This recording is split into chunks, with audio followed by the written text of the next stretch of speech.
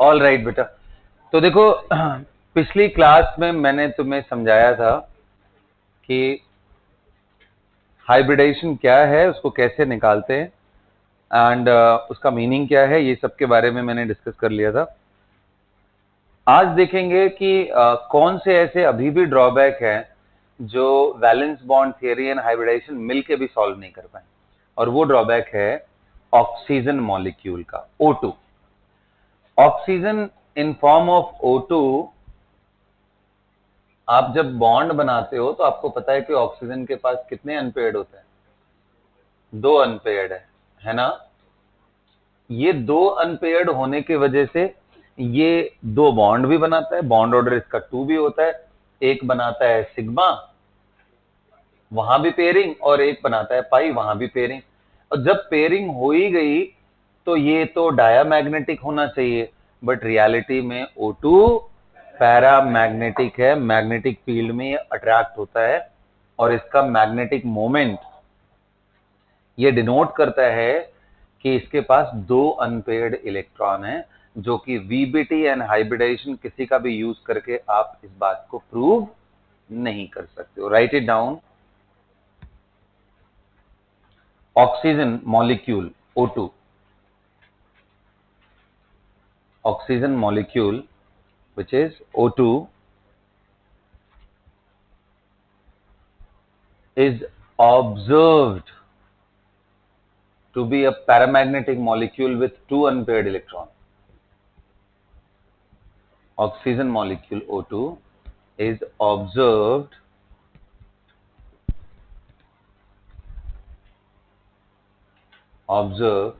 to be a paramagnetic molecule with how many unpaired electron? 2 unpaired electron.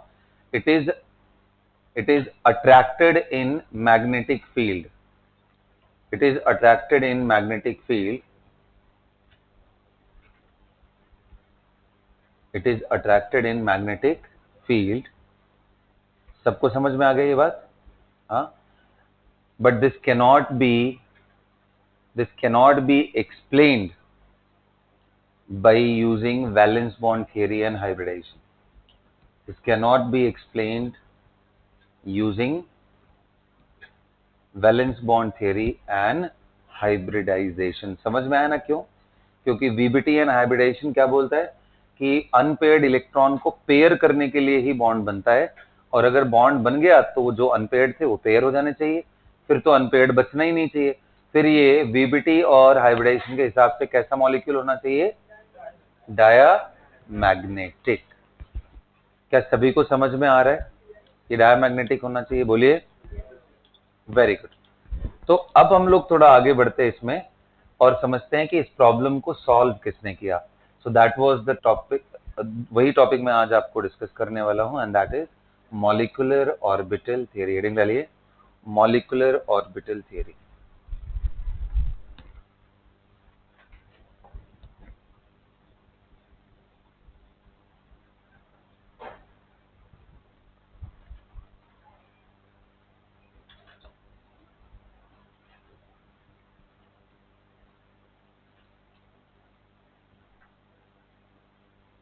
देखो, molecular orbital theory का कोई लेना देना नहीं है पिछले किसी टॉपिक से। तो आप अगर ध्यान से सुनोगे तो एकदम क्लियर हो जाएगा क्लास के अंदर ही।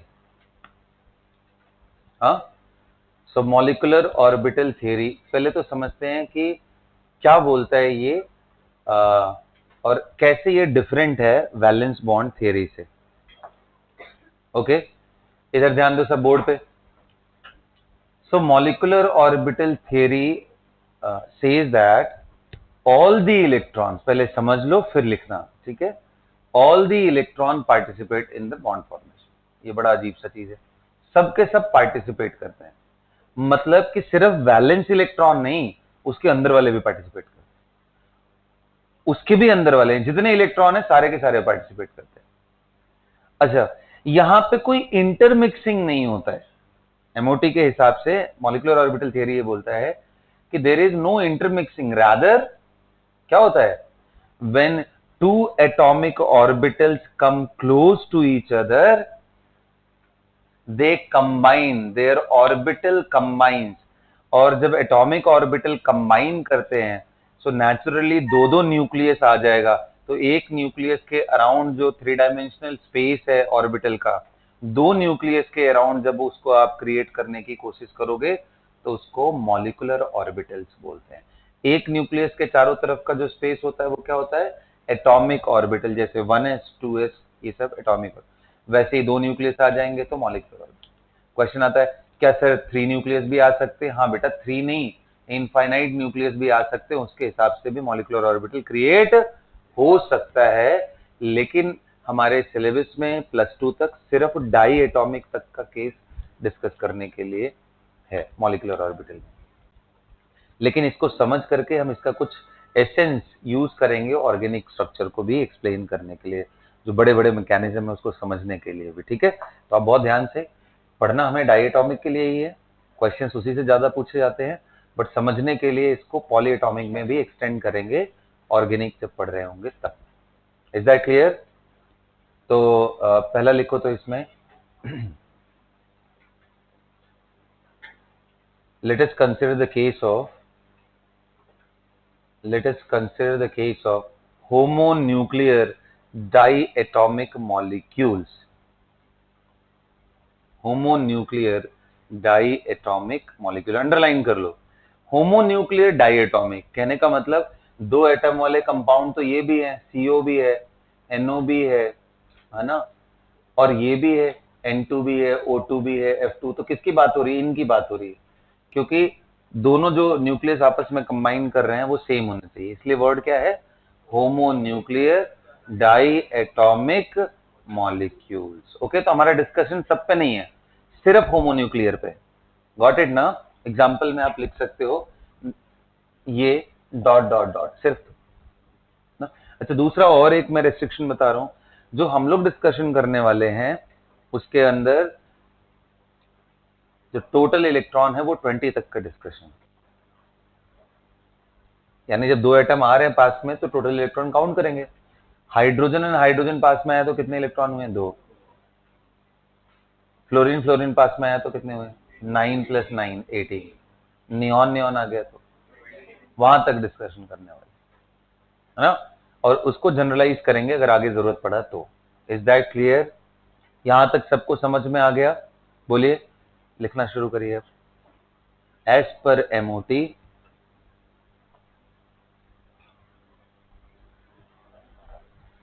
all the atomic orbitals and associated electrons participate in bonding. Associated electrons, भाई ऑर्बिटल में रहता कौन है? इलेक्ट्रॉन ही ना। So all the atomic orbitals and associated electrons participate in bonding. Okay, कैसे बनता है इनमें? इनमें किस तरह का चीज होता है? तो इसमें अभी मैंने क्या समझाया, दो एटॉमिक ऑर्बिटल आएंगे तो इससे दो मॉलिक्यूलर ऑर्बिटल बनेंगे।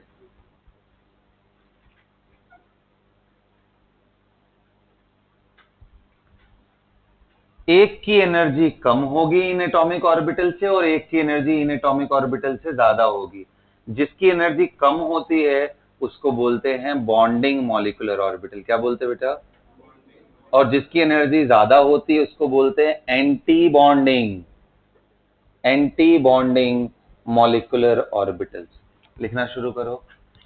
When two atomic orbital having similar energy combines,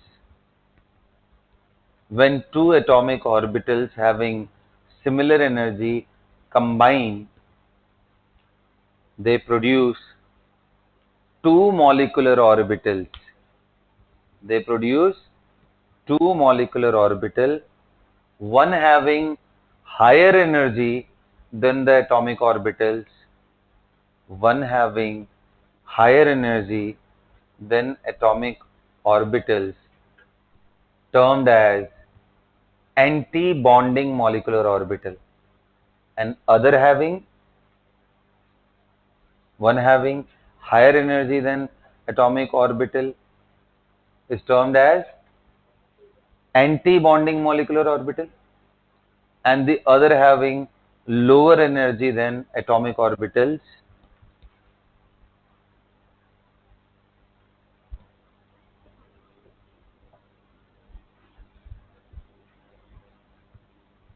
ये एनर्जी है जो मैं कहानी बता रहा हूं, इससे रिलेटेड है। देख ध्यान से सुनो। एमओ का मतलब क्या हुआ? Molecular orbital. एओ का मतलब क्या हुआ? Atomic orbital. एंटी बॉन्डिंग, देख तो मैंने क्या बोला, दो एटॉमिक ऑर्बिटल जब कंबाइन करते हैं तो दो मॉलिक्यूलर ऑर्बिटल बनते हैं। एक की एनर्जी इन एटॉमिक ऑर्बिटल से ऊपर होती है जिसको एंटी बॉन्डिंग बोलते हैं, दूसरे की एनर्जी से नीचे होती है जिसको क्या बोलते हैं? Bonding molecular orbital. वही मैं लिखवा रहा था। When two atomic orbital combine, they form two molecular orbitals. One having higher energy is termed as anti-bonding molecular orbital. Other having lower energy than atomic orbitals is termed as bonding molecular orbital. सभी को clear हो गया? दो atomic orbital आएंगे तो एक बनेगा bonding और एक बनेगा एंटी बॉन्डिंग। अब क्वेश्चन ये है कि बॉन्डिंग कैसे बनता है?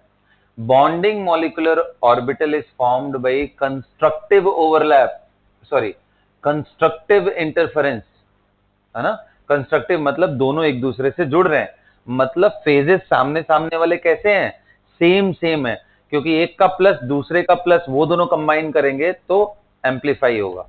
एक का प्लस दूसरे का माइनस आ गया, वो दोनों एक दूसरे से डिस्ट्रक्टिव ओवरलैप कर सकते, आई मीन डिस्ट्रक्टिव कॉम्बिनेशन कर सकते हैं, इंटरफेरेंस कर सकते हैं, इसलिए वो गलत ऑर्बिटल प्रोड्यूस कर सकते हैं, मतलब कि एंटी बॉन्डिंग कर सकते हैं। Got it? लिखो, पॉइंट वाइज लिखते चलो। अगला पॉइंट लिखो, अगला पॉइंट लिखो। Bonding molecular orbital, bonding molecular orbital is formed by constructive interference, constructive interference, constructive interference. अब इसका मतलब क्या है? कंस्ट्रक्टिव इंटरफेरेंस का मतलब क्या है? कि ऐसा वेव का कॉम्बिनेशन जहां पे सामने सामने जो कंबाइनिंग फेजेस हो वो आइडेंटिकल हो, इधर प्लस तो इधर भी प्लस, इधर माइनस तो इधर भी माइनस, ऐसे कॉम्बिनेशन को क्या बोलते हैं? कंस्ट्रक्टिव। समझ में आया? ओके। अगला लिखो, anti bonding molecular orbital is formed by destructive interference of the atomic orbitals. Anti-bonding molecular orbital is formed by destructive interference of the atomic orbitals. लिख लिया बेटा? सभी लोगों ने लिख लिया? हाँ, अब हेडिंग डालिए, types of molecular orbitals, types of molecular orbitals. कितने तरह के मॉलिक्यूलर ऑर्बिटल्स होते हैं? तो देखो, एटॉमिक ऑर्बिटल कंबाइन करके मॉलिक्यूलर ऑर्बिटल तो बनाएंगे, बट वो कितने तरह के होंगे वही समझना है हमें, है ना। कितने तरह के होंगे?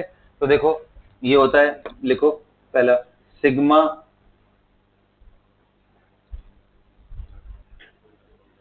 पाई, डेल्टा। तीन तरह के होते हैं बॉन्डिंग मॉलिक्यूलर ऑर्बिटल्स। ये मैं किसकी बात कर रहा हूं?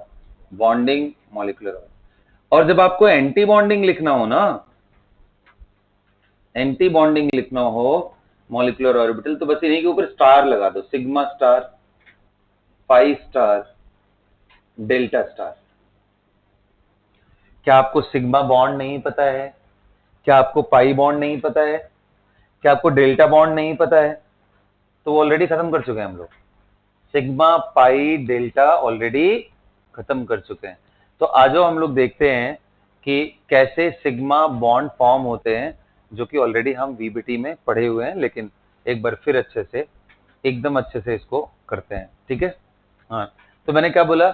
atomic orbitals having similar energy combines together and forms one bonding another anti bonding। तो चलो बताओ, सबसे नजदीक सबसे नजदीक न्यूक्लियस के कौन सा ऑर्बिटल होता है? 1s। तो मान ले दो एटम आ रहे हैं, वो चाहे फ्लोरीन फ्लोरीन हो, ऑक्सीजन ऑक्सीजन हो, हाइड्रोजन हाइड्रोजन हो, कोई भी हो, उनका सबसे नजदीक वाले को मैं कंबाइन कराता हूं पहले। तो बता, अगर 1s कंबाइंस विथ 1s, ध्यान रखना दोनों मैंने आपको बोल क्या रखा है, क्या बोल रखा है दोनों के बारे में, कि दोनों सेम ही मतलब सॉरी, दोनों की एनर्जी कैसी होनी चाहिए? आइडेंटिकल, मतलब होमोन्यूक्लियर डायटोमिक स्पीसीज होना चाहिए। इसलिए मैं एनर्जी लेवल में भी दोनों को सेम ही दिखा रहा हूँ, एक ही लेवल पे दिखा रहा हूँ, दोनों एक ही लेवल पे। ये भी 1s है, ये भी 1s है। जब ये पास आते हैं तो इससे दो मॉलिक्यूलर ऑर्बिटल कंबाइन करके बनते हैं, एक की एनर्जी ज्यादा, एक की एनर्जी कम। जिसकी एनर्जी कम होती है उसको बोलते हैं बॉन्डिंग। तो बॉन्डिंग कैसे बनेगा? जब ये दोनों कंस्ट्रक्टिवली जुड़ेंगे। कंस्ट्रक्टिवली जुड़ने का मतलब क्या है? ऐसा कुछ कॉम्बिनेशन, इसको अगर आप बढ़िया से आउटलाइन ड्रॉ करो तो ये कुछ ऐसा दिखाई दे।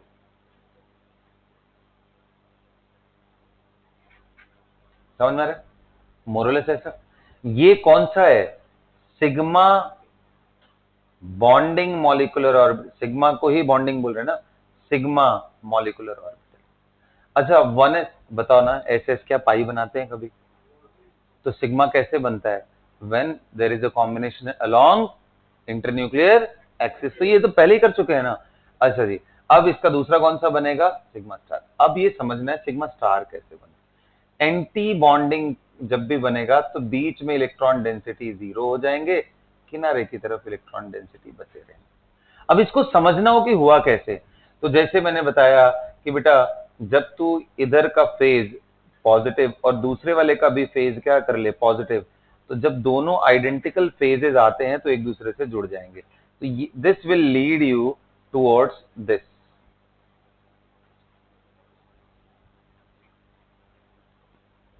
ये कैसे बन रहा है? When you are having phases like this, you have positive and you have negative over here। when that will come, तो ये पॉजिटिव इस नेगेटिव के साथ कंबाइन करके इस जोन में इलेक्ट्रॉन डेंसिटी जीरो कर देगा। इसलिए दोनों न्यूक्लियस के बीच में इलेक्ट्रॉन डेंसिटी गायब हो जाती है, किनारे की तरफ बची रहती है, यहां प्लस और यहां माइनस। ये एंटी बॉन्डिंग, इसी को बोलते हैं डिस्ट्रक्टिव इंटरफेरेंस। यही सिग्मा स्टार डेवलप कर रहे हैं। और ये क्या डेवलप कर रहा है? सिग्मा। कौन से ऑर्बिटल कंबाइन किए थे? 1s वाले, तो इसलिए इसका नाम क्या होगा? Sigma 1s। इसका नाम क्या हो जाएगा? इसी का स्टार, सिग्मा स्टार। तो क्या ऐसे ही आप समझ गए? 2s 2s कंबाइन करके क्या बनाएंगे? Sigma 2s, sigma star 2s। इसको नोट करो जल्दी।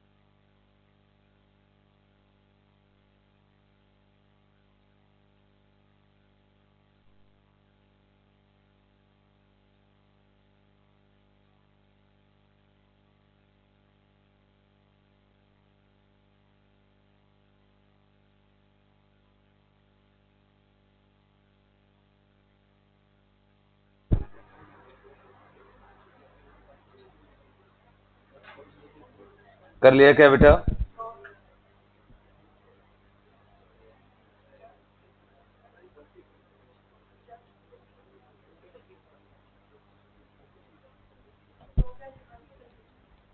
किसके नीचे? ये डिस्ट्रक्टिव इंटरफेरेंस है। ये सिग्मा के ऊपर स्टार यार, यही लिखा है, और ये सिग्मा है। अच्छा, आप देख रहे हो सिग्मा स्टार में एडिशनल नोड आ जा रहा है, देखो, this is node, isn't it? Node का मतलब क्या? जहां पे इलेक्ट्रॉन डेंसिटी 0। एडिशनल नोड, अगर उसके पास पहले से एटॉमिक ऑर्बिटल के पास कोई नोड है तो उसके अलावा एक्स्ट्रा नोड बन जाएगा। तो ये बात हमेशा ध्यान रखना एंटी बॉन्डिंग के साथ, ठीक है? Okay, great. अब हम लोग पढ़ते हैं किसके बारे में? सिमिलरली लिखो।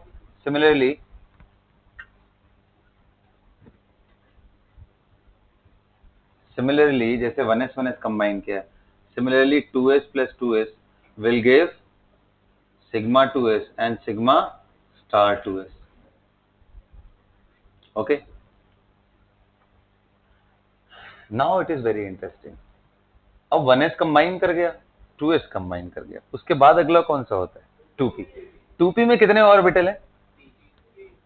2px, 2py and 2p।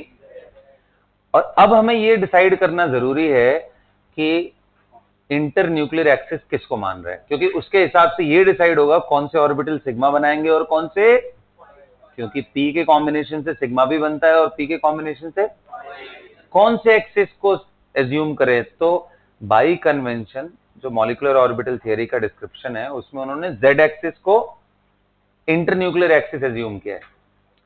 तो z एक्सिस को एज्यूम करोगे तो यानी z वाले क्या हो गए? सिग्मा। और इंटरन्यूक्लियर एक्सिस है तो सिग्मा, और y एंड x ये सब क्या फॉर्म करेंगे? लिखो ये बात। Assuming z axis to be internuclear axis,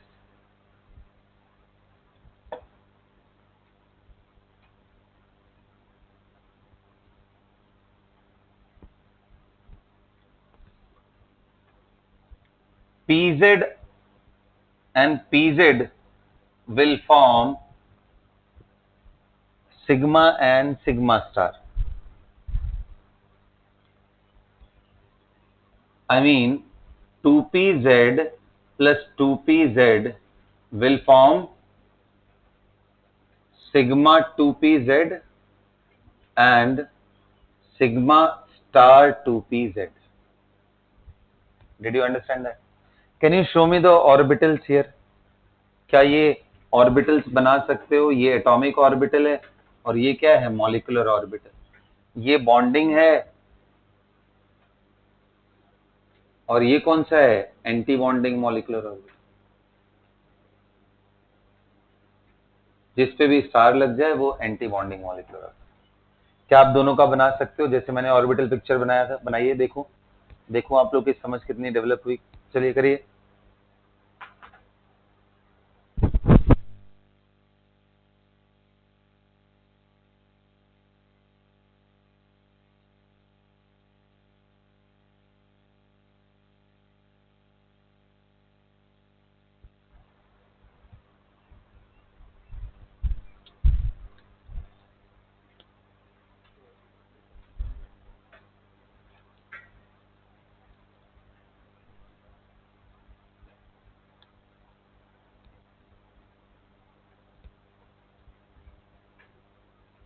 हो गया? Very good. आइए चलिए मैं बनाता हूं, आप मैच कराइए। बताओ, कंस्ट्रक्टिव इंटरफेरेंस होने के लिए पहले तो मुझे z बनाना था ना, और मैं ऐसे ही एक्सिस को z एक्सिस मान ले रहा हूं। चलो इसी एक्सिस को z मान ले रहा हूं, ये मान सकता हूं, ठीक है? कई लोग तो अभी भी टेंशन में है, ये तो मैंने पैदा होते ही एक्स एक्सिस समझा था, इसको z कैसे बना दे रहे हो? तो टेंशन में नहीं आना है, z एक्सिस इसको भी एज्यूम किया जा सकता है, उसके हिसाब से एक्स एंड वाई रीड्राफ्ट कर सकते हैं। कंडीशन बस इतना है, म्यूचुअली परपेंडिकुलर होने चाहिए। तो ये z एक्सिस है। अब इस z एक्सिस पे मैंने बना लिया है pz, यहां न्यूक्लियस ले रहा हूं, यहां ये लोब पॉजिटिव, ये लोब नेगेटिव। अब अगर दूसरा भी इसी के हिसाब से ऐसे आ रहा है,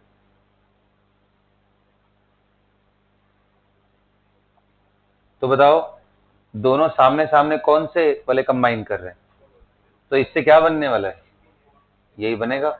यहां डॉट, इनके बीच में अच्छे से कंबाइन कर लेंगे। ये सुनो,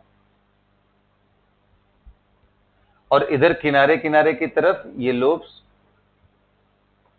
रिलेटिवली छोटे हो जाएंगे। तो यहां बढ़ गया इंटेंसिटी, एम्पलीट्यूड बढ़ गया, और इधर इधर कम हो गया। यहां माइनस, और यहां पे क्या था? माइनस। समझ में आया? ये कौन सा है? Sigma 2pz।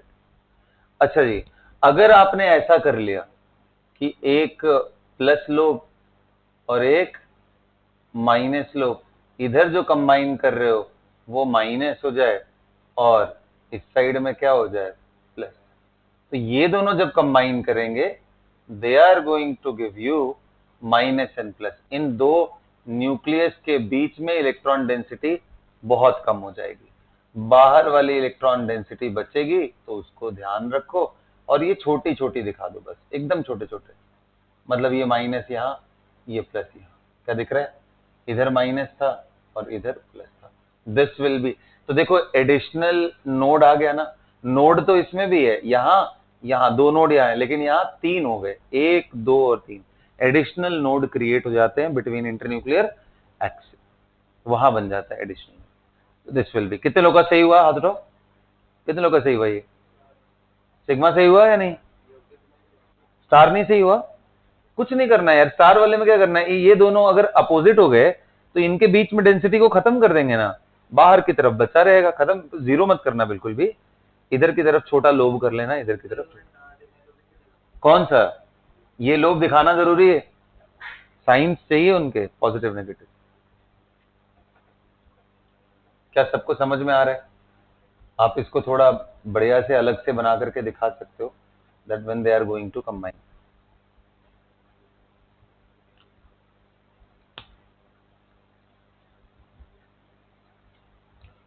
Constructive interference, got it? 2pz plus 2pz, sigma 2pz and sigma star 2pz. Now let's talk about किसके बारे में? अब बात करते हैं हम लोग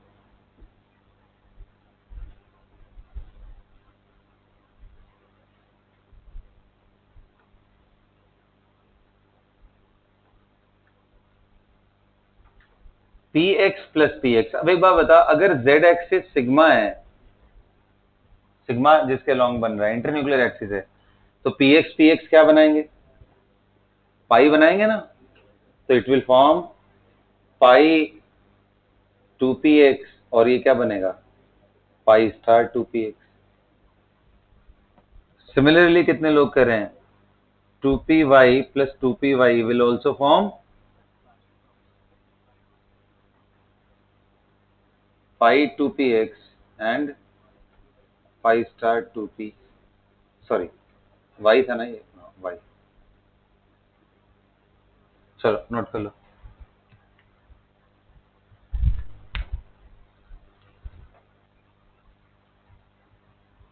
ये मिटा दे रहा हूं मैं। इनके ऑर्बिटल्स को भी दिखाइए आप।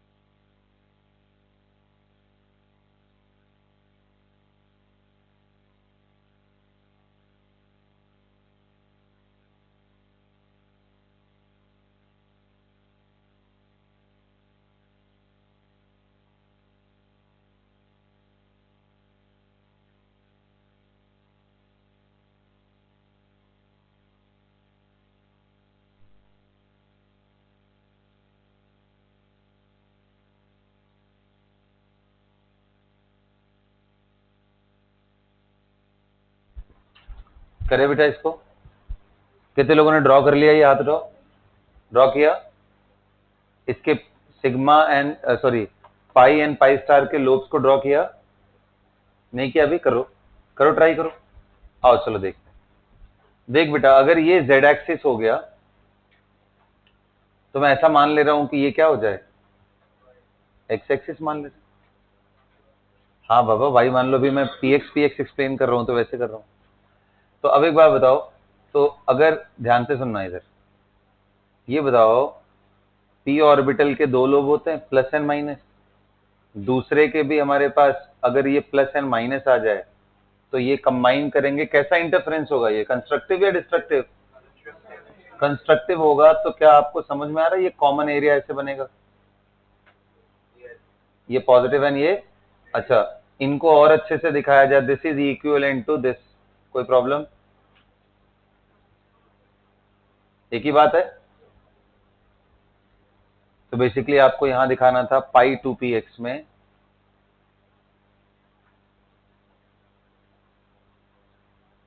क्या इसमें कोई नोड है?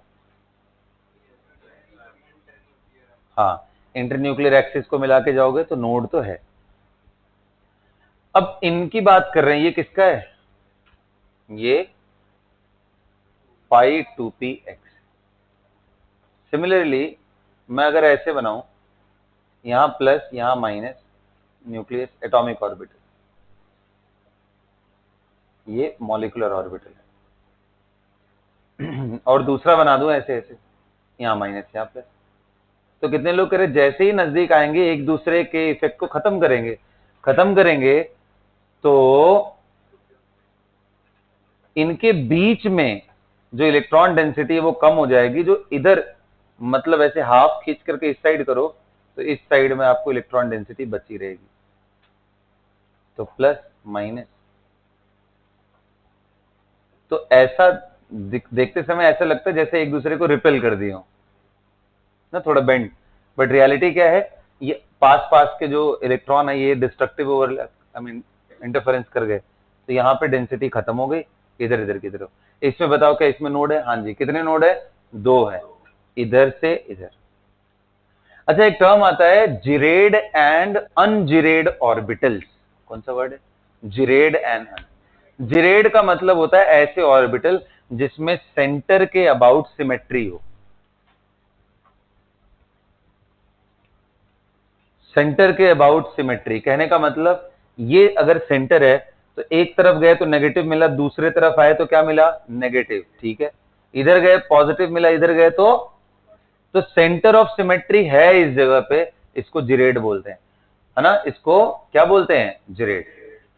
ये बता, ये जो पाई बन रहा था हमारा, ये ऊपर वाला, क्या ये जिरेड है? नहीं। इस सेंटर के अबाउट ऊपर जाओ तो प्लस है, नीचे जाओ तो दिस इज अनजिरेड मॉलिक्यूलर ऑर्बिटल। तो जिरेड एंड अनजिरेड वर्ड का भी बड़ा यूज आता है। चलो अभी मैं समझाते जाता हूं, लास्ट में कंक्लूड करा दूंगा, ठीक है। अभी उसको लिखने की जरूरत नहीं है, लास्ट में लिख लेंगे जिरेड एंड अनजिरेड। अभी तो फिलहाल आप ये डायग्राम्स बना लो अच्छे से और इनके, तो आपके पास ये जो पाई स्टार बनेगा,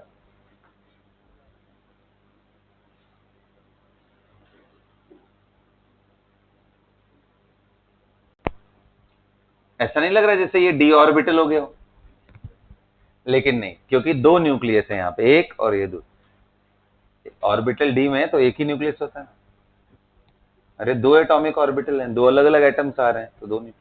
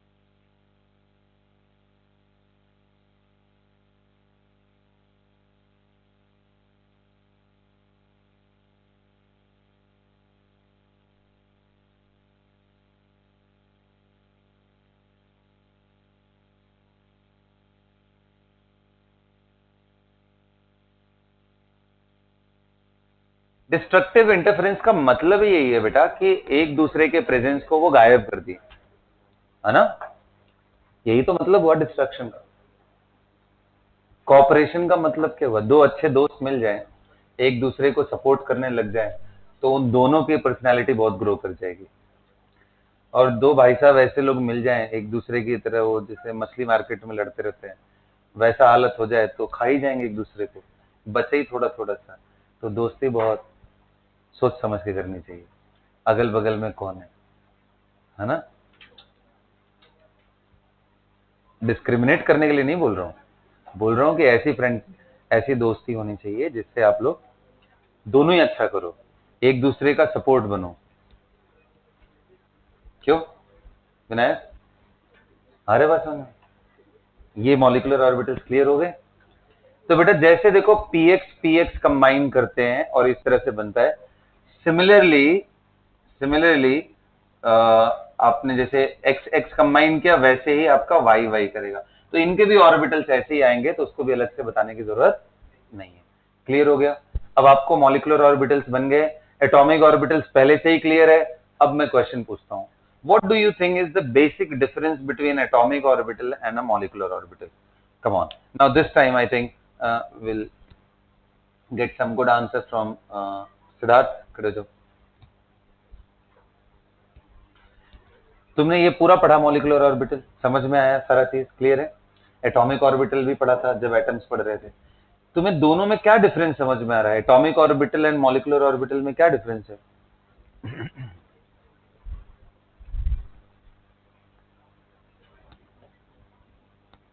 कुछ नहीं आया समझ में? आया? बोलो तब। इंग्लिश में बोलने की जरूरत नहीं है, हिंदी भी चलेगा, कोई दिक्कत नहीं। समझ आया हो तो वैसे समझा दो, मुझे पंजाबी भी समझ में आती है, तुम उसमें बोल सकते हो, कोई दिक्कत नहीं। And if you know any Telugu language that also I know that, right? या कम से कम अलग अलग जगह पढ़ाने से इतना तो हो ही गया कि कई सारे लैंग्वेज समझ सकता हूँ। अच्छे से ना बोल पाऊँ अलग बात है, बट समझ तो सकता ही। यस बड़ी, टेल मी।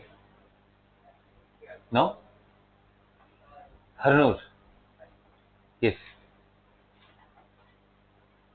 यस।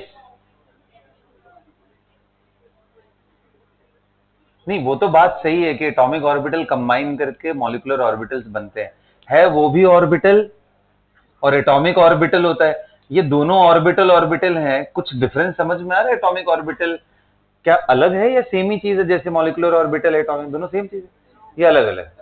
क्या अलग आपको दिखाई दिया, वही मैं जानना चाहता हूँ। बैठ जाइए, पढ़िए थोड़ा बढ़िया से। यस, यू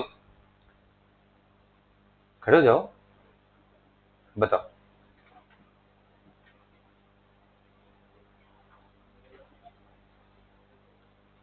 नहीं लग रहा है समझ में? और देखते हैं किसको समझ में आया। कितने लोग अपनी आंखें खुली करके क्लास में बैठे हुए हैं? शिवांश,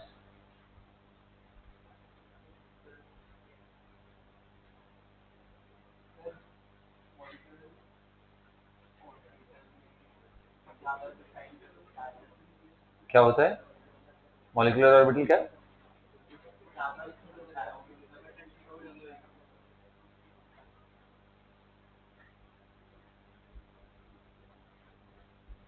ये होता है क्लास में जब आप ड्राइंग पे ज्यादा ध्यान देते हो। कह रहे हैं कि मॉलिक्यूलर ऑर्बिटल ज्यादा अच्छे से बनाया गया है, ये बोल रहे थे, ज्यादा अच्छे से डिफाइन किया गया है, ऐसे बना के। एटॉमिक ऑर्बिटल तो बड़ा फजी सा होता है, dot dot dot dot dot ऐसा। Is that what you want to say? Seriously this kind of, हाँ बोलो।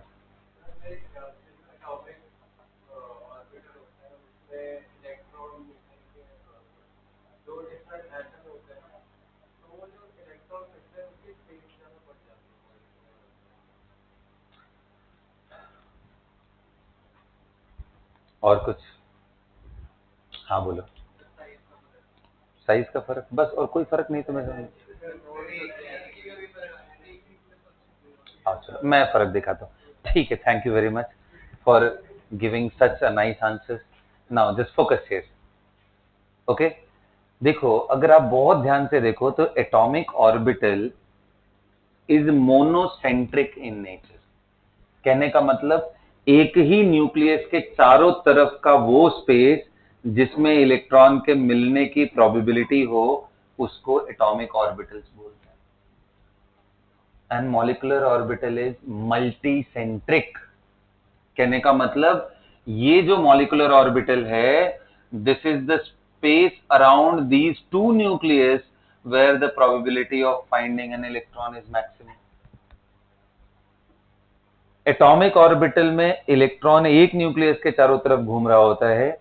मॉलिक्यूलर ऑर्बिटल में मल्टीपल न्यूक्लियस, जितने भी एटम मिल करके वो बनाए हुए हैं मॉलिक्यूलर ऑर्बिटल, उन सभी के अराउंड वो घूम सकता है। इसलिए तो बोल रहे हैं सारे इलेक्ट्रॉन पार्टिसिपेट करते हैं। 1s 1s 1s, इसका भी 1s, दूसरे वाले का भी, उसके जो इलेक्ट्रॉन है वो अब दोनों के इलेक्ट्रॉन हो गए, एक अकेले के नहीं रहे। 2s 2s, वो दोनों के ही इलेक्ट्रॉन हो गए। 2p 2p, अब दोनों के ही इलेक्ट्रॉन हो गए कंबाइन करने के बाद।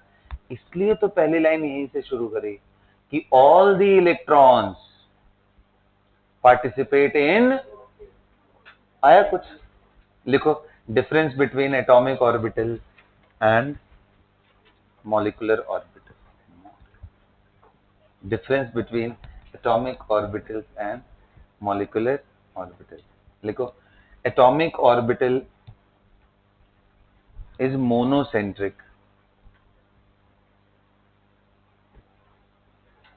Atomic orbital is monocentric. That is, it is the probability of finding an electron around single nucleus.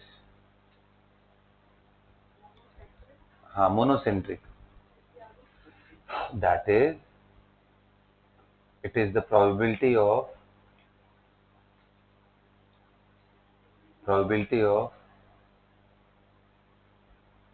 getting electron around single nucleus,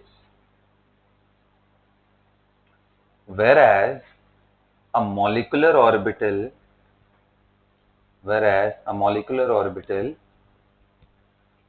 is multicentric. Okay, मतलब क्या है उसका? मतलब क्या है? प्रोबेबिलिटी ऑफ गेटिंग इलेक्ट्रॉन और space around the nucleus where the probability of electron is there around multiple centers. या फिर इसको कैसे बोल सकते हो? मल्टीसेंट्रिक का मतलब क्या है? Electrons present in molecular orbital will revolve around multiple centres. समझ गए ना? Multiple centres. अब ये एक एग्जाम्पल बना के दिखा दो।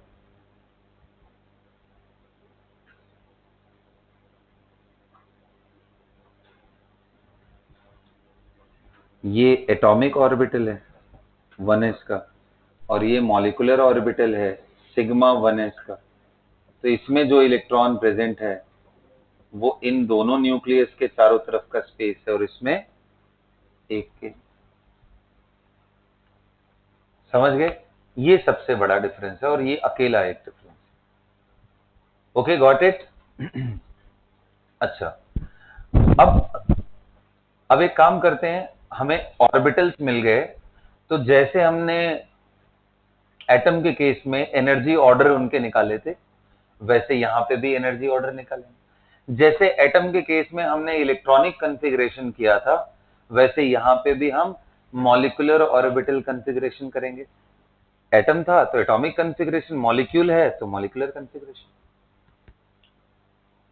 समझ आ रहा है? जैसे एटम के अंदर हमने वो 3 रूल लगाए थे, aufbau principle and Pauli's and Hund's rule, वैसे यहां पे भी लगाएंगे। वहां पे हमने पैरा डाया देखा था, यहां पे भी देखेंगे पैरा डाया। यहां एक और चीज देखेंगे, बॉन्ड ऑर्डर, क्योंकि जब मॉलिक्यूल बनता है तो उनमें बॉन्ड्स बनते हैं। कितने बॉन्ड बने, ये हमारे लिए इंपॉर्टेंट चीज है। तो बाकी सारा कहानी वैसी है जैसे एटम के केस में। बदला क्या है? ऑर्बिटल्स बदल गए, उनकी एनर्जी ऑर्डर्स बदल गए हैं। फर्क यही है, कहानियां जैसे एटम में था वैसे ही मॉलिक्यूलर ऑर्बिटल्स में भी होने वाला है। Is that clear? स्वेटिंग डालिए। एनर्जी ऑर्डर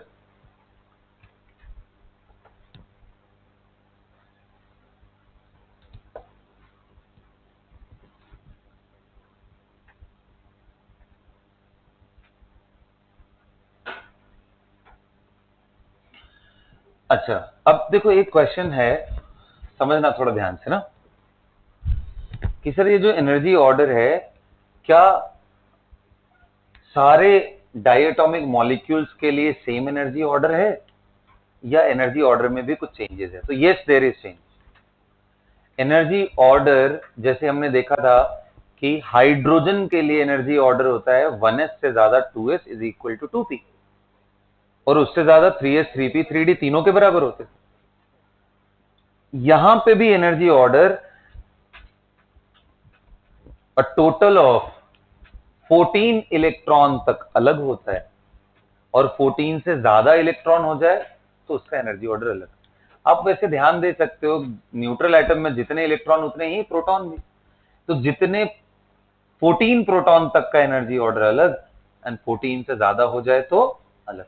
अब मैं आपको पहला दिखाता हूं, जिसमें आप अगर इलेक्ट्रॉन्स, टोटल इलेक्ट्रॉन्स, अगर टोटल इलेक्ट्रॉन्स 0 से ज्यादा लेकिन 14 के बराबर हो, इस समय एनर्जी ऑर्डर लिखता हूं। तो क्या होता है, सिग्मा 1s सबसे नीचे, उससे ज्यादा सिग्मा स्टार। ये तो बड़ा आसान है, क्योंकि भाई हमने पढ़ा था सिग्मा की एनर्जी कम, सिग्मा स्टार की। अच्छा, उससे ज्यादा होता है सिग्मा 2s का, उससे ज्यादा होता है सिग्मा स्टार 2s का। यहां पे भी कोई प्रॉब्लम नहीं है, क्योंकि 1s से ज्यादा 2s, तो सिग्मा 1s से ज्यादा। इसके बाद ही कहानी बड़ी इंटरेस्टिंग है। इसके बाद कहानी है कि सबसे पहले आ जाता है पाई 2px, and pi 2px and pi 2py एक ही जैसे है ना बेटा। x और y तो दोनों ही पाई, और दोनों पाई तो एक ही जैसे हुए ना, तो इन दोनों की एनर्जी इक्वल होती है। इससे ज्यादा एनर्जी होती है सिग्मा 2pz की। तो सारे बॉन्डिंग वाले आ गए। ये बॉन्डिंग था ना, बोलो ना। अरे भाई, बॉन्डिंग में भी सिग्मा है, पाई। इसके बाद इन्हीं के एंटी बॉन्डिंग देखते हैं। इन्हीं के एंटी बॉन्डिंग देखोगे तो सबसे पहले पाई स्टार आता है, 2px is equal to pi star 2py, और उससे ज्यादा सिग्मा स्टार 2pz। अब प्यारे बच्चों, आप लोग इसको एकदम से याद कर जाओ, क्योंकि बिना याद किए अगली वाली कहानी कर ही नहीं पाओगे। तो इनको एकदम बढ़िया से दिमाग में, एंटी बॉन्डिंग। अब इसको मैं थोड़ा डायग्राम से भी रिप्रेजेंट करता हूं।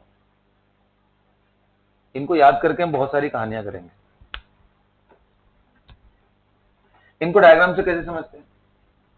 ऐसे समझते हैं, देखो, जब 1s और 1s सामने सामने आ रहे थे, तो ये कंबाइन करके क्या बनाए, सिग्मा 1s, एंड क्या बनाया इन्होंने, सिग्मा स्टार 1s। ये एक एक ऑर्बिटल था। तो मैं डब्बे, क्योंकि आपको डब्बे देखने की आदत है इसलिए मैं बना दे रहा हूं, अदरवाइज जरूरत नहीं था, वैसे लेवल भी काम से। ये एनर्जी ऑर्डर, एंड 1s ये क्या है, AOs. AOs means atomic orbitals. ये क्या है, एमओज, मॉलिक्यूलर ऑर्बिटल्स। तो 1s से ज्यादा एनर्जी किसकी होती है मोटू, बोलो Vinayak. Don't worry, you are not alone, you are not alone, okay, there are many मोटूस हु आर कंपनिंग यू। चल बताओ, 2s एंड 2s की एनर्जी ऑर्डर तो ज्यादा होती है ना, किससे? तो यहां से क्या आएगा, सिग्मा 2s एंड, बॉक्स बना रहे हैं हम तुम्हारे लिए, ठीक है, ऑर्बिटल देखो, sigma star 2s, got it.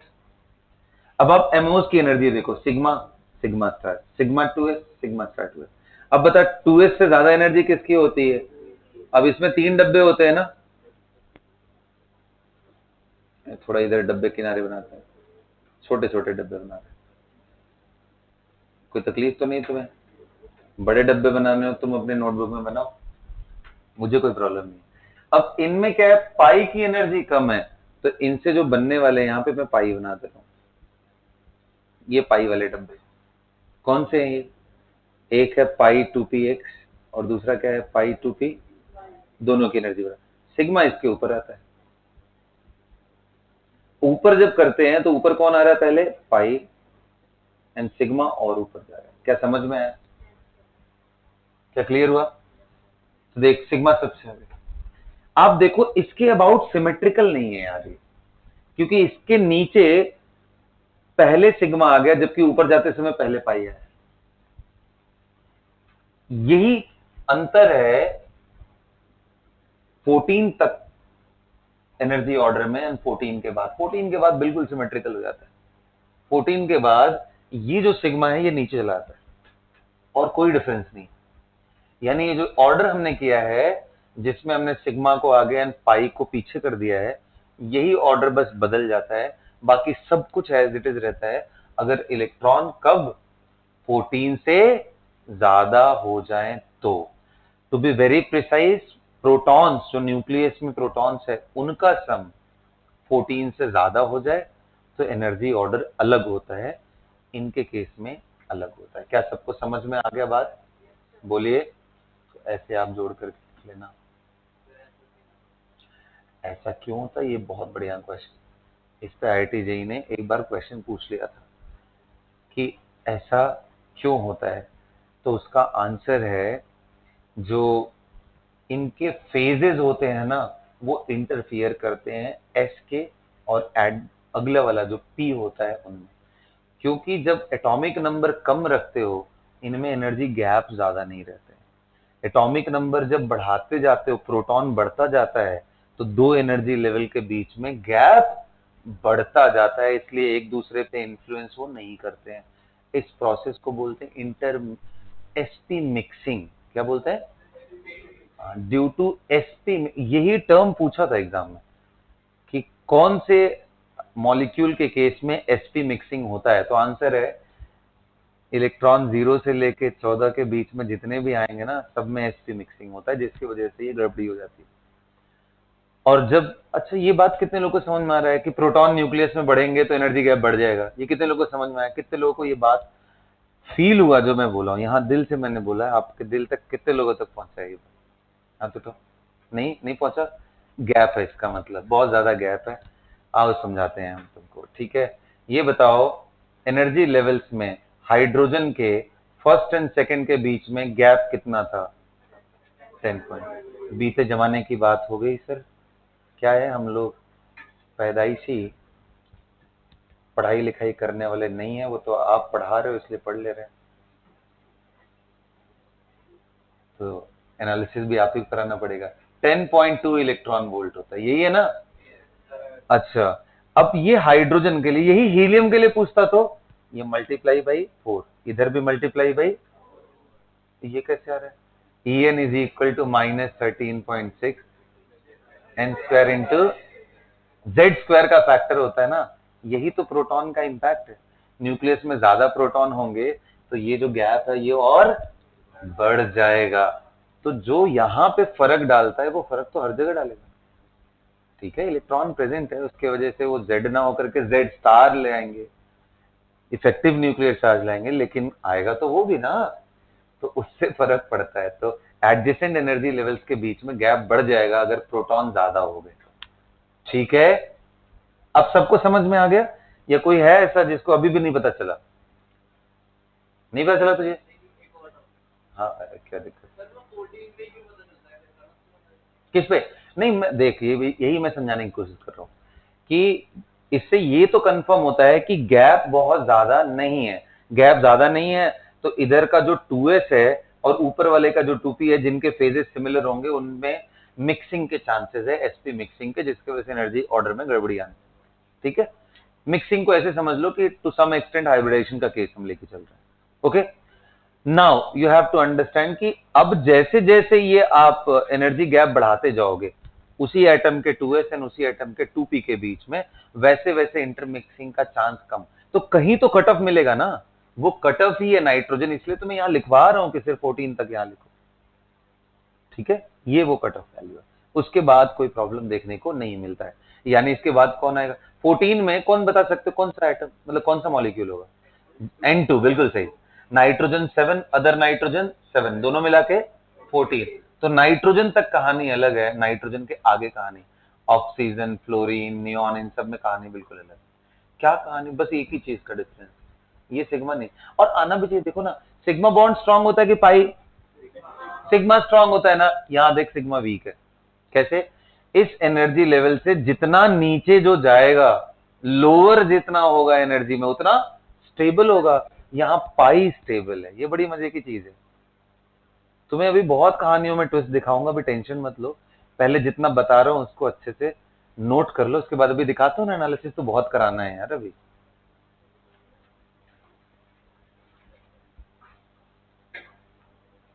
ठीक है, एनर्जी ऑर्डर लिख लो। Up to nitrogen, energy order of molecular orbital up to nitrogen N2। जल्दी नोट करना बेटा प्लीज, थोड़ा जल्दी करो क्योंकि मैं इसको रैप अप करना चाहता हूं आज ही। ठीक है, खत्म करो इसको। Yes, these diagrams also. पहले ये बनाओ फिर ये डायग्राम सुनो।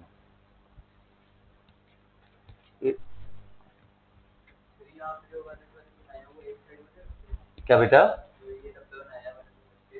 अच्छा, दोनों को एक तरफ रखना चाहते हो, तो मैं ऐसे दिखा रहा हूं कि ये हाइड्रोजन इधर से, ये हाइड्रोजन इधर से आ रहा है, तो क्या इधर इधर लिखना लिखना चाहिए कि नहीं?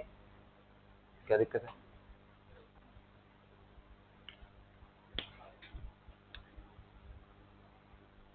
थोड़ा सिमेट्रिकल दिखता है ना इसलिए।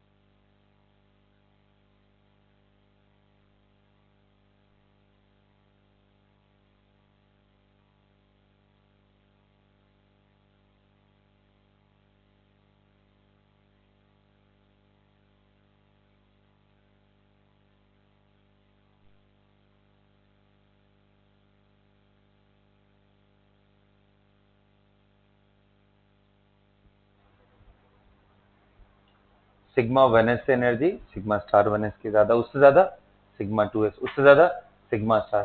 पाई 2px पाई 2py दोनों की एनर्जी बराबर। फिर सिग्मा 2pz उससे ज्यादा, उससे ज्यादा कौन से है? पाई स्टार 2px पाई स्टार 2py और सिग्मा सबसे आखिरी में सिग्मा स्टार। देखो यही एनर्जी ऑर्डर यहाँ रेप्लिकेट कर किया है मैंने। आप नेमिंग इसके हिसाब से लिख कर लो बेटा, जल्दी खत्म करो इसको।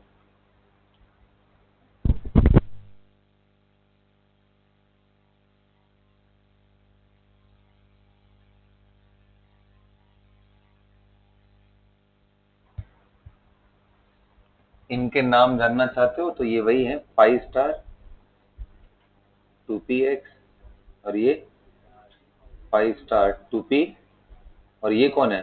Sigma star.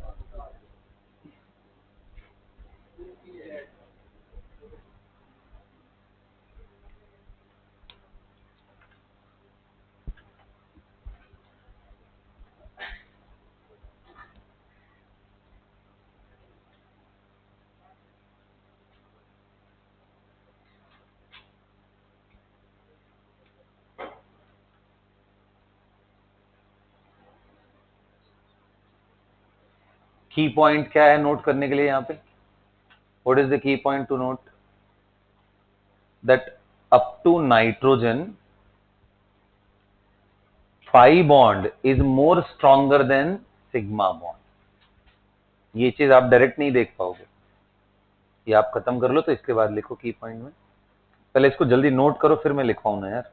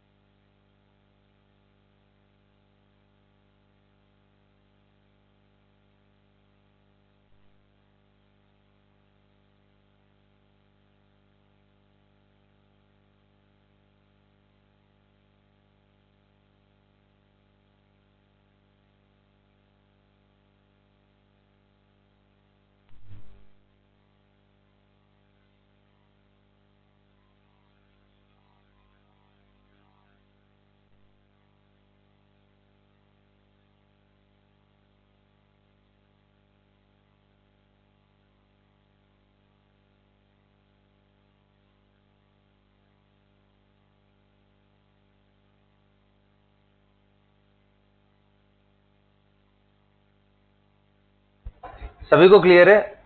Got it? हाँ, तो की हाईलाइट क्या है इसका? पहला पॉइंट लिखो,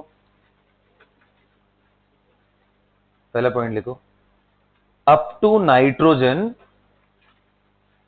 अप टू नाइट्रोजन और up to 14 electron, pi bond having lower energy than sigma bond. Pi have lower energy than sigma. किसकी बात कर रहा हूं मैं? बॉन्डिंग की, इसलिए तो पाई बॉन्ड बोला मैंने, एंटी बॉन्ड नहीं बोला ना. So pi bond have lower energy than sigma, that is pi bond is stronger than sigma.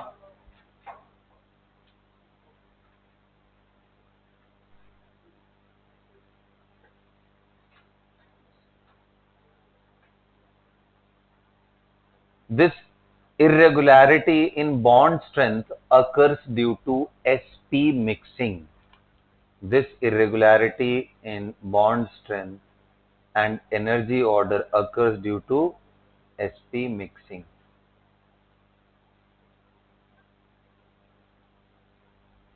This irregularity in bond strength and energy order occurs due to sp mixing. मतलब इनके 2s and 2p की mixing हो जाती है, जिसके वजह से ये एनर्जी ऑर्डर गड़बड़ हो जाते हैं.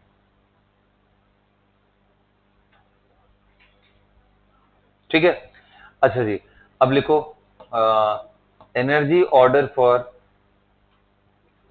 Oxygen fluorine O2 F2 dot dot dot, that is कितना इलेक्ट्रॉन बेटा? सम ऑफ इलेक्ट्रॉन कितने होने चाहिए? Greater than, strictly greater than 14. Equality का साइन यहां नहीं, उससे ज्यादा होना चाहिए. ठीक है? क्या होगा बताओ ऑर्डर? सब कुछ एक जैसा, क्या बदलना है? बस इसको पीछे ला दो और इसको ये कर दो, अपने से जल्दी करो, बनाओ.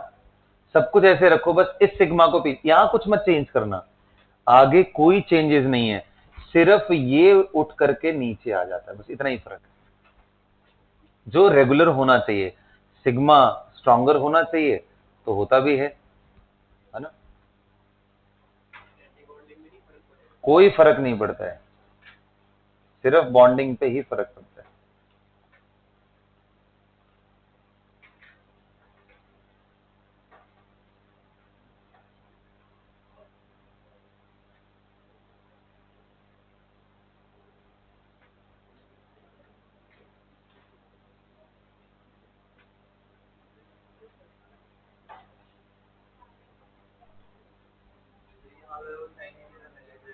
क्या हुआ? कौन सा ग्रेटर देन का साइन? हाँ लगेगा ना. अरे इसके लिए ऑर्डर क्या होगा? चल मैं लिख देता हूँ यार, तुम लोग ना अपने से एक चीज. हाँ वो तो लगेगा ना, sigma star 2s 1s, sigma 2s, sigma star 2s, फिर सिग्मा 2pz, उससे ज्यादा पाई 2px इज इक्वल टू, और उससे ज्यादा पाई स्टार 2px, पाई स्टार 2py, उससे ज्यादा.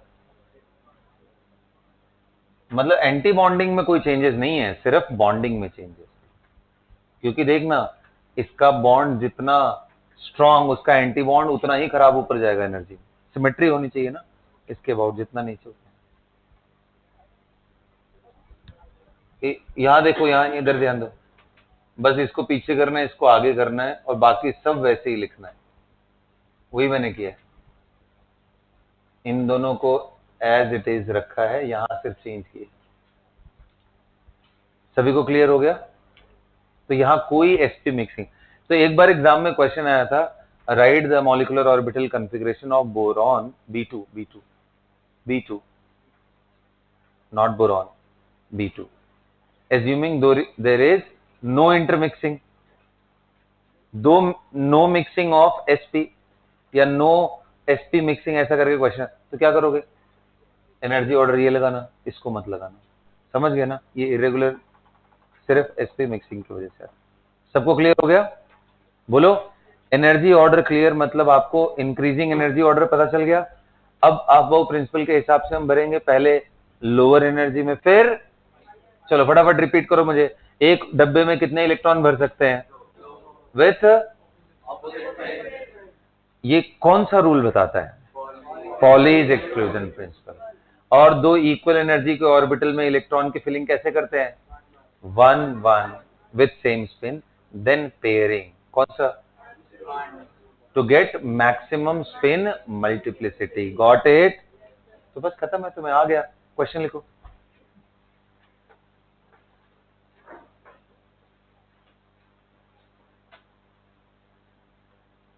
Right the molecular orbital configuration, write the molecular orbital configuration, write the molecular orbital configuration, किसके लिए लिखना है, so I'm giving you the task for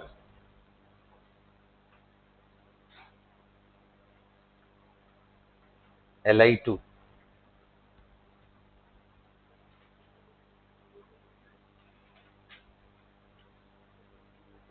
लिखो, दिख क्या रहे हो इससे, लिखो जल्दी, Li2 के लिए लिखिए, हाँ दूसरा भी लिखना है, चलो लिख लो, Li2 प्लस, तीसरा भी लिखना है, लिख लो, Li2 माइनस,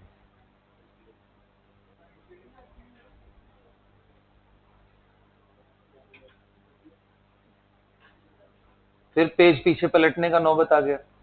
1 मिनट पहले का चीज दिमाग में, पता नहीं कौन सा चीज पढ़ करके तुम लोग बैठते हो, सीधा 1s से ज्यादा एनर्जी 2s का, 2s से ज्यादा 2p का, इतना प्लेन ऑर्डर है, और सिग्मा का कम सिग्मा स्टार का ज्यादा, मतलब इसके बाद भी पेज पलटना पड़ जाए तो यार, hats off to the level of concentration that you guys have in class. चलिए,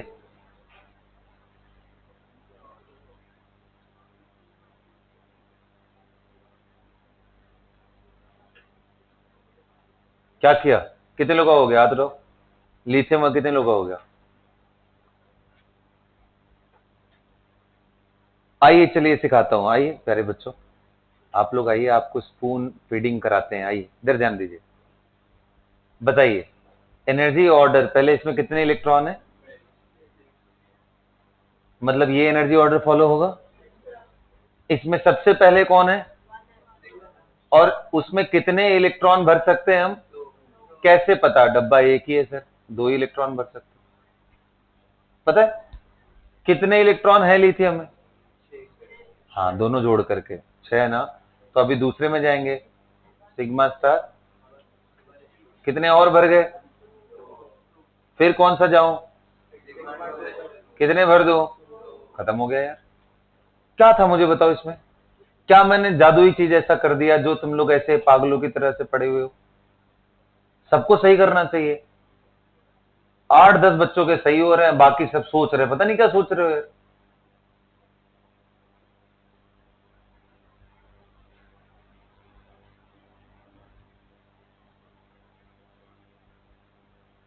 पढ़ाई करो घर पे, वरना कॉन्फिडेंस कभी नहीं आएगा।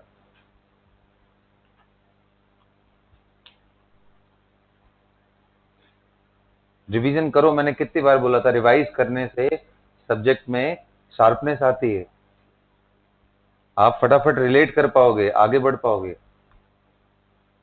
चलो, यही कारण है ना 300 मार्क्स के पेपर में 200 पे ही सेचुरेट हो जा रहे हो, 205 210, ये वही रीजन है बस। और जिनके 50 नंबर आ रहे हैं, भगवान भरोसे भाई,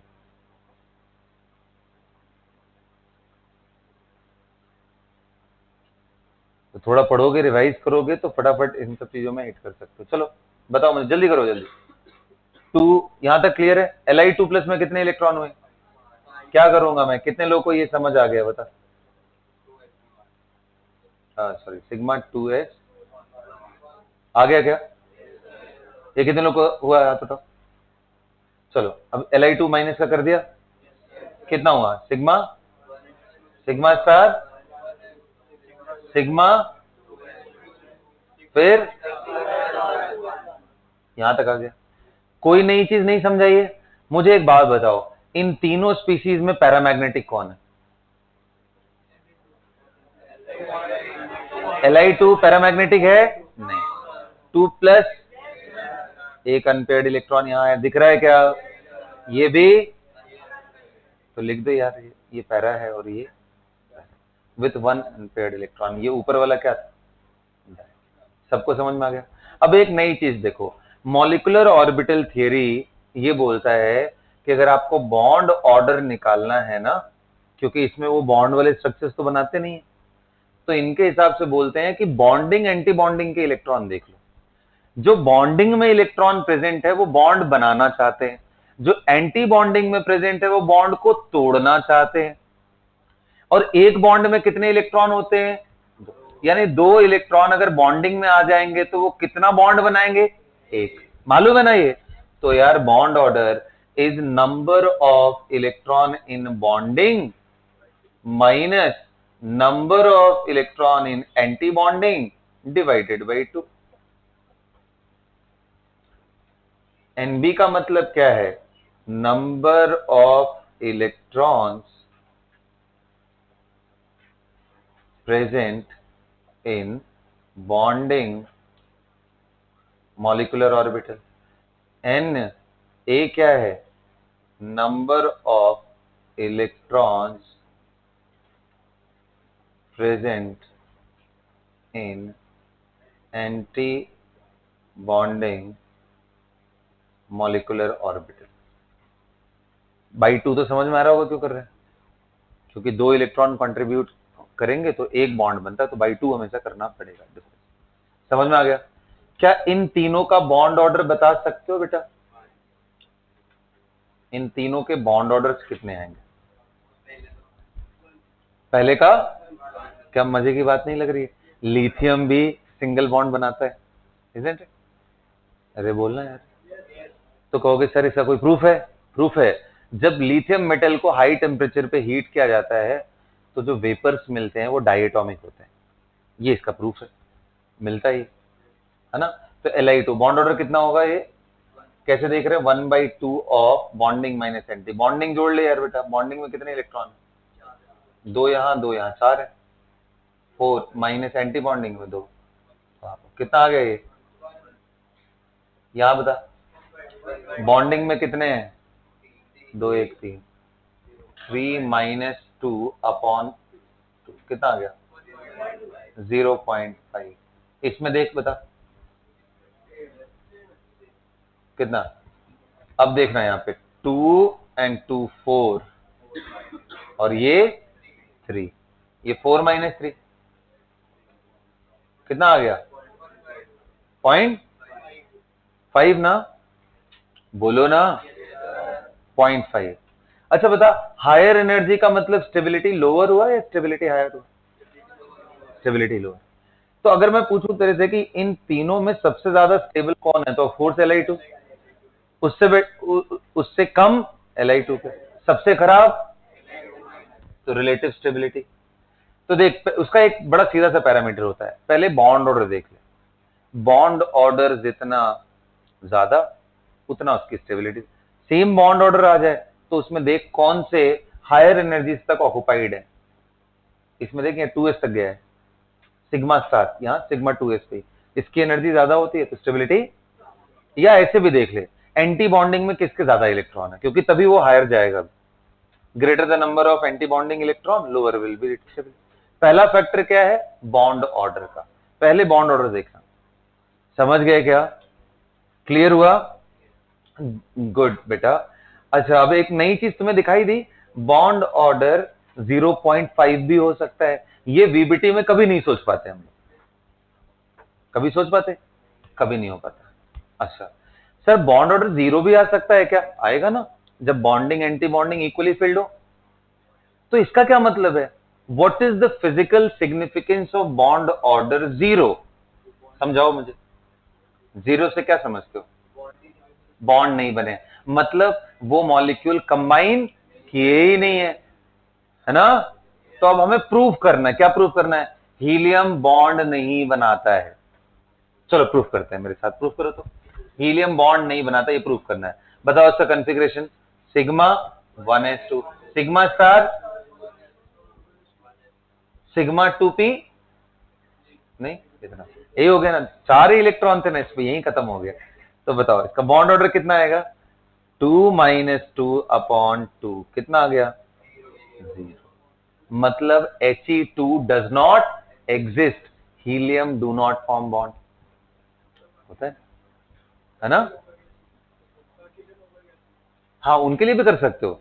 अरे ये तो मैंने एक ट्रेलर दिखाया, पिक्चर तो तुम अपने से बनाओ ना। चलो ठीक है, लिखो लिखो। If bond order is 0, it means two atoms do not combine with each other. If bond order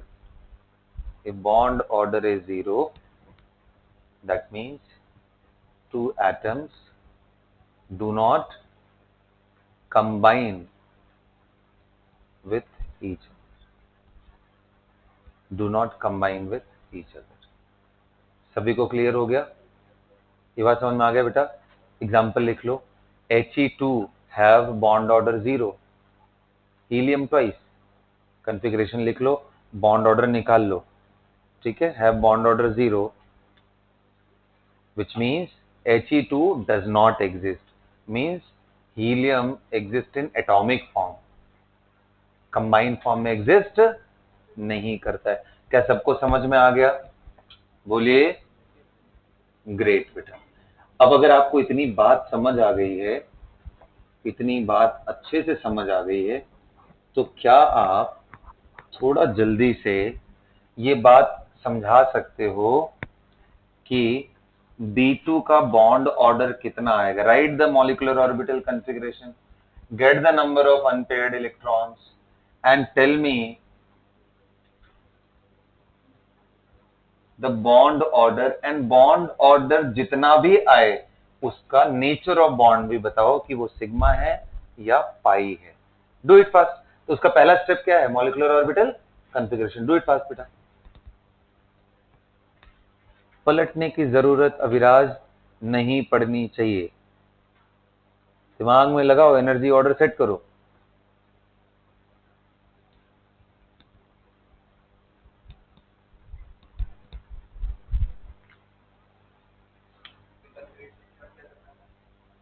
और क्या करना होता है? बॉन्ड ऑर्डर निकालना है, पैराडाया बताना, और क्या करा दो? B2 लिखो। कर लिया? एक ही सेकंड तो नहीं है जिंदगी।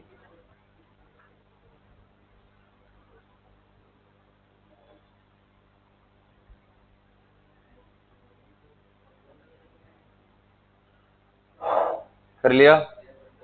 देखा जाए, आओ देखते हैं। B2 कितने इलेक्ट्रॉन है बेटा? 10। तो करें हम लोग, बता 10 इलेक्ट्रॉन में कैसे करेंगे? Sigma 1s2, sigma star 1s2, sigma 2s2, sigma star 2s2, pi 2p x is equal to pi 2p। Electron बचे कितने एक बारी देख लो पहले। 2 4 6 8, 8 हो गए ना? अच्छा, इसको ना कई बार लोग ऐसे लिखते हैं KKLL, समझ गए ना? KKLL का मतलब समझ में आ रहा है क्या तुमको? या तो फिर यहीं से KK लिख करके आगे लिख देते हैं, क्योंकि L में वो 2p भी आ जाता है। तो समझ गए ना? सिग्मा।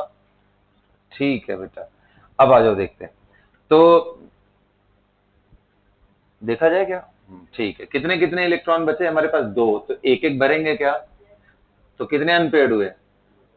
अनपेयर्ड 2 पैरामैग्नेटिक, ये सुनो। अच्छा, बॉन्ड ऑर्डर बता दो। देख, 2 4 और 6 इलेक्ट्रॉन बॉन्डिंग में, एंटी बॉन्डिंग में 4/2, कितना आया? 1। बॉन्ड ऑर्डर कितना आ गया? सबसे जरूरी बात, ये कौन सा बॉन्ड है? सिग्मा है या पाई? तो वीबीटी में हमने सीखा था कि पहले कौन सा बनता है, सिग्मा। यहां देखो, देखो मेरी बात ध्यान से देखो, 1s2 स्टार, ये दोनों एक दूसरे को खा गए। अरे बोलना, एक बॉन्ड बनाना चाह रहा है, दूसरा तोड़ना चाह रहा है, खत्म। ये और ये मिलके इसको खा गए, बचा किसमें, इसमें ना, कौन सा ऑर्बिटल है ये, तो बॉन्ड कौन सा होगा, that's why it's very interesting that B2 have bond order 1 but still that is pi bond not sigma. Mark it, that B2 have bond order 1 which is pi bond not sigma. तो MOT बहुत सारी नई नई चीजें reveal कर रहा है ना। B2 have bond order 1 that is not sigma, क्या है वो, पाई, एक ही बॉन्ड ऑर्डर। सबको समझ में आ गया? तो ऐसे आगे भी कर लोगे तुम लोग। अब एक मतलब तुम्हारे बचपन के क्वेश्चन का आंसर करता हूं। बचपन में तुमने ये पढ़ा होगा, 4 बॉन्ड नहीं बनता है, नहीं बनता है ना, वरना C2 में ऐसे बना देते, बोलो ना। अब थोड़ा क्यूरियोसिटी है, क्या C2 बनता भी है? अगर बन रहा है C2 तो 4 बॉन्ड बनने चाहिए। अब जरा C2 का तुम लोग कॉन्फ़िगरेशन लिखो, बॉन्ड ऑर्डर निकालो, देखो कितने बॉन्ड बन रहे हैं। C2 बन भी रहा है कि नहीं बन रहा है? नहीं बन रहा होगा, कैसे पता चलेगा, बॉन्ड ऑर्डर 0, नहीं 0 हुआ तो इसका मतलब बन रहा है। कितने बॉन्ड बना रहे हैं वो बॉन्ड ऑर्डर से निकाल लो, जल्दी करो बेटा, तुरंत निकालो इसको। है कौन 0 है भाई, कौन हीरो आ रहा है 0?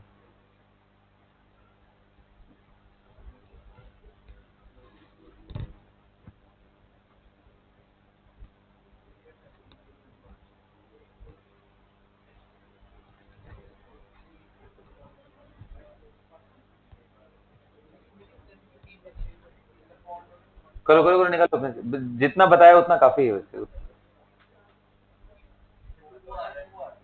कितना रहे, बिल्कुल सही, बॉन्ड ऑर्डर 2 ही आएगा। हाँ, कार्बन को जब बहुत हाई टेम्परेचर पे हीट करते हैं, ग्रेफाइट हो या डायमंड हो, तो उसके वेपर्स में C2 मॉलिक्यूल मिलता है एंड C2 एग्जिस्ट करता है वेपर फेज में। आओ दिखाता हूं, करें, कर लिया होगा ना यार।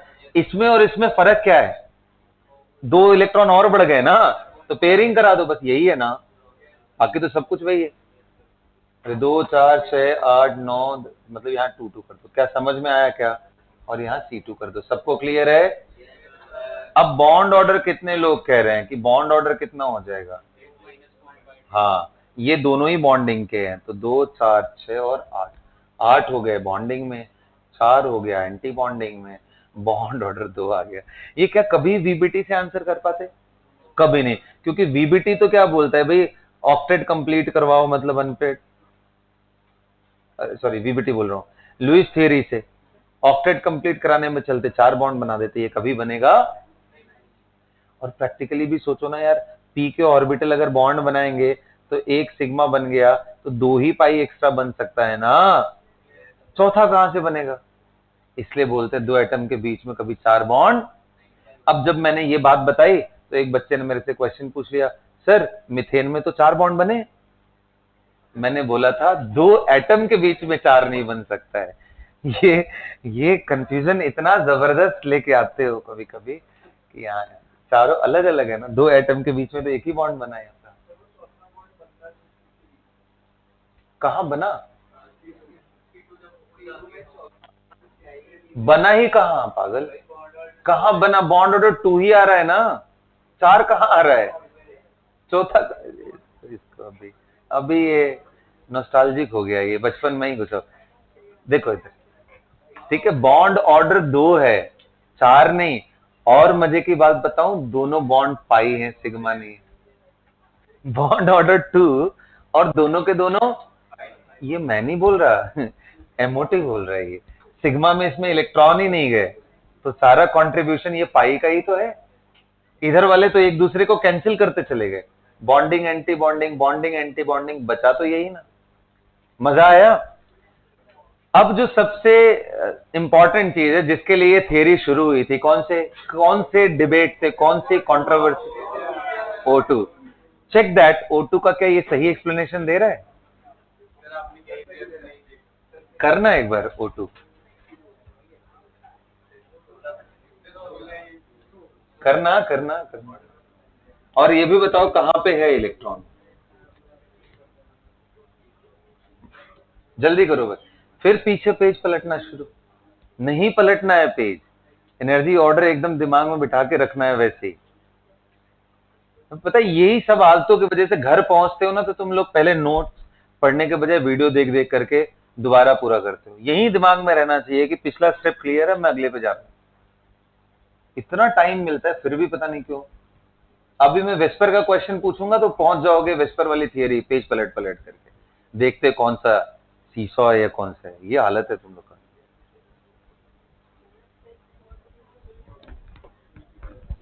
क्या होगा देवा?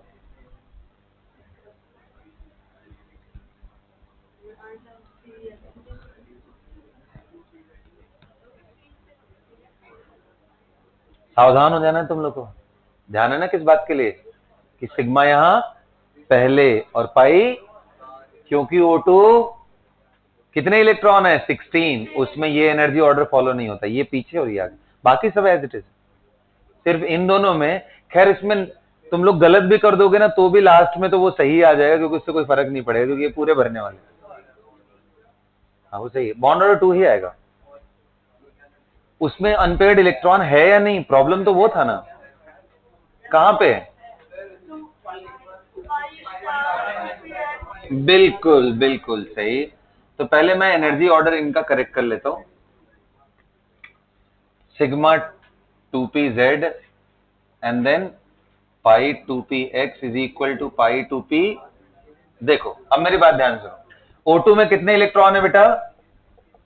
16। तो ये एनर्जी ऑर्डर पहले मैंने सही किया, 2 4 6 8 10, ये दो डब्बे थे, 11 12 13 और 14, 14 हो गए। अभी भी दो बचे हैं, तो अब इन दोनों में भरना है और दोनों की एनर्जी इक्वल है तो एक एक भरना है। O2 have how many unpaired electron? 2.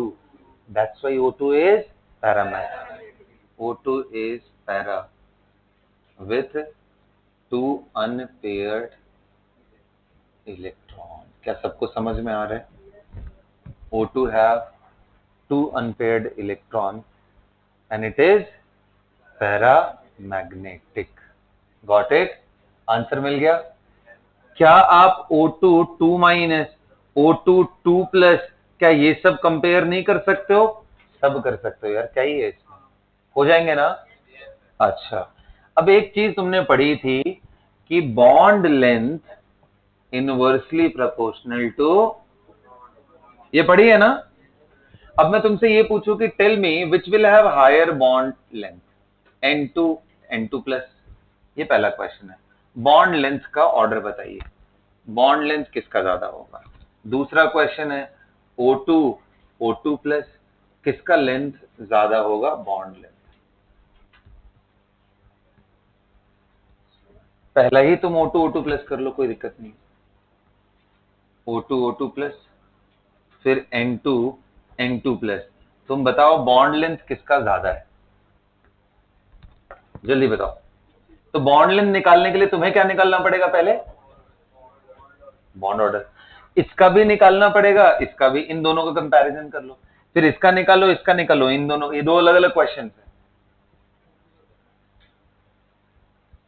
बताना। करना यार, क्या कर रहे हैं? एनर्जी ऑर्डर में फटाफट इलेक्ट्रॉन भरो, बॉन्ड ऑर्डर निकालो, यही काम करना है।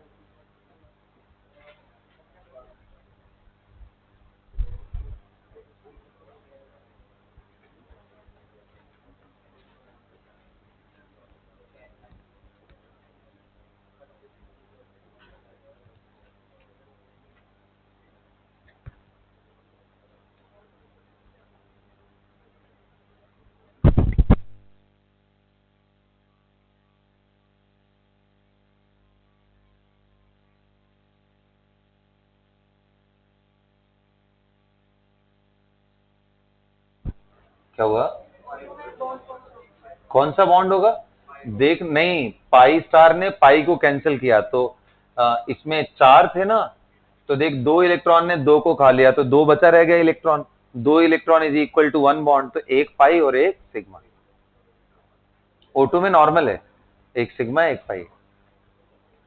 क्योंकि पाई को खत्म करेगा, चारों को नहीं खत्म कर सकता क्योंकि इलेक्ट्रॉन दो ही है। उसका क्वेश्चन था कि O2 में जो दो बॉन्ड है वो दोनों कौन से हैं, तो एक सिग्मा एक पाई। सिग्मा क्यों? क्योंकि सिग्मा को कैंसिल सिग्मा स्टार करता है, सिग्मा स्टार में कोई इलेक्ट्रॉन है नहीं, तो यानी ये दो इलेक्ट्रॉन के करस्पॉन्डिंग वन बॉन्ड आएगा, गॉट इट। तो एक सिग्मा हो गया। ये चार थे लेकिन चार में से दो एंटी बॉन्डिंग वालों ने खा लिया, बचा कितना? दो, तो एक पाई बनेगा और एक सिग्मा बनेगा। तो O2 का होता भी है बॉन्ड ऑर्डर 2। बॉन्ड ऑर्डर में कोई प्रॉब्लम नहीं है क्योंकि बॉन्ड ऑर्डर तो VBT से भी 2 ही आया था। प्रॉब्लम यहां पे किस बात की है कि पैरामैग्नेटिक कैसे हो गया, तो यहां पे आंसर मिल जाता है हमें पैरामैग्नेटिक क्यों है। VBT में आंसर ही नहीं मिलता है ना। निकाल लिया बेटा, बता इसका बॉन्ड ऑर्डर कितना लिखा है? अरे इसका 2 है ना। कितने लोग करे O2 प्लस करने का मतलब कहां से निकलेगा? एंटी बॉन्डिंग से ना। एंटी बॉन्डिंग से निकला तो ये 2.5 हो जाएगा। क्या समझ में आ रहा है?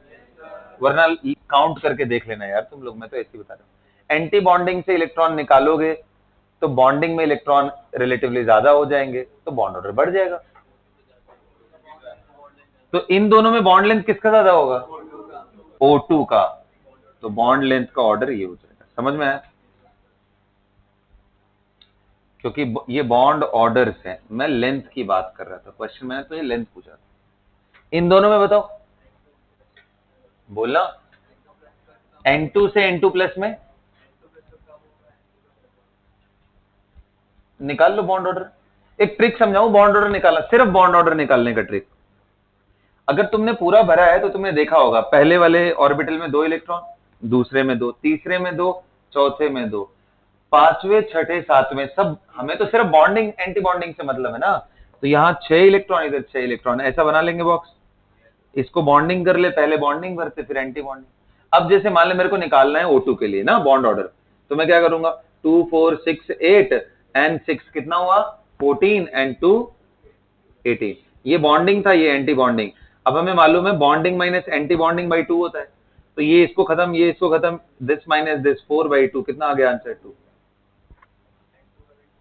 N2 क्या कर रहे हैं? 2 4 6 8 और 6 14 हुए ना, तो इसमें क्या है आंसर? 6 माइनस 0/2, कितना आ गया? 3। वैसे तो पूरा लिख करके निकालो यार, ये तो मैं एक एडिशनल ट्रिक दे रहा हूं कैसे निकालो। अब अगर तू 15 कर देगा तो यहाँ 5 हो जाएगा, तुम पूरा लिख करके करना, मैं ऐसे शॉर्टकट में।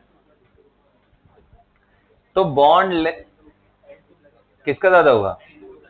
N2 प्लस का यहाँ पे ना।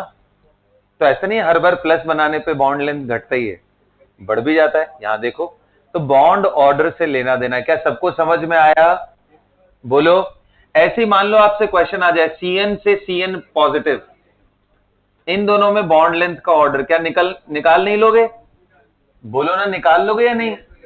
कितना आएगा? तो इस पे देख, इस पे कितने इलेक्ट्रॉन है? 7 और 6 13 हुए ना। तो 2 4 6 8 और 5 13, तो यहां 5 कर दे और इधर 0। 5 माइनस 0/2 कितना? 2.5। CN प्लस करते, तो यहां पे 2, तो बॉन्ड ऑर्डर कितना हो जाएगा? 2। तो लेंथ किसका ज्यादा होगा? समझ में आया?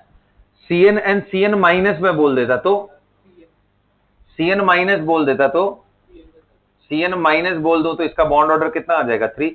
अरे माइनस बोलते ही यहाँ पे इलेक्ट्रॉन 5 की जगह क्या हो जाएगा? 6। आ रहा है क्या समझ में? बॉन्ड ऑर्डर ज्यादा तो लेंथ कम। सबको समझ में आ रहा है?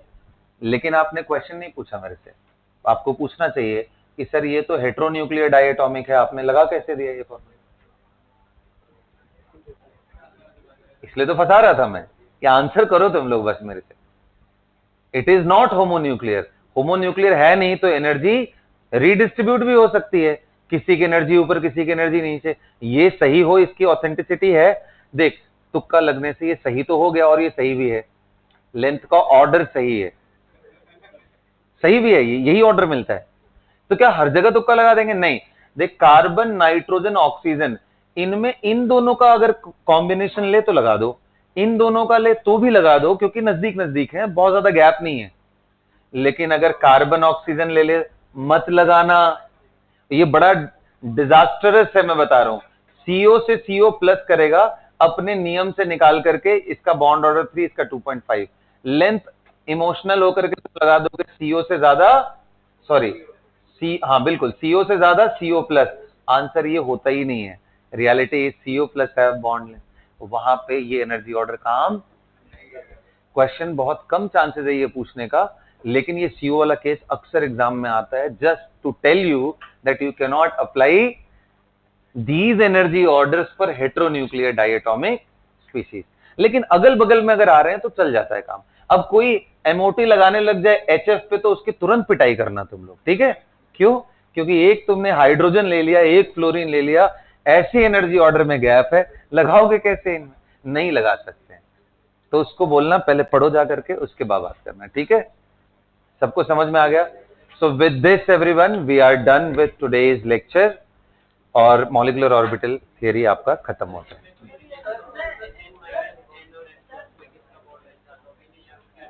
किसमें कैलकुलेट करना पड़ेगा ना, तो लगा लगा करो, क्या दिक्कत है? Order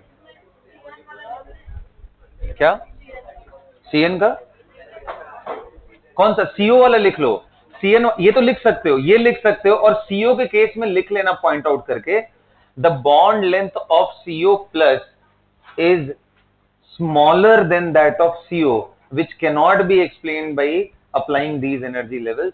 Reason is they are heteronuclear diatoms। CO बस उसके लिए, बस, ठीक है? And that's all।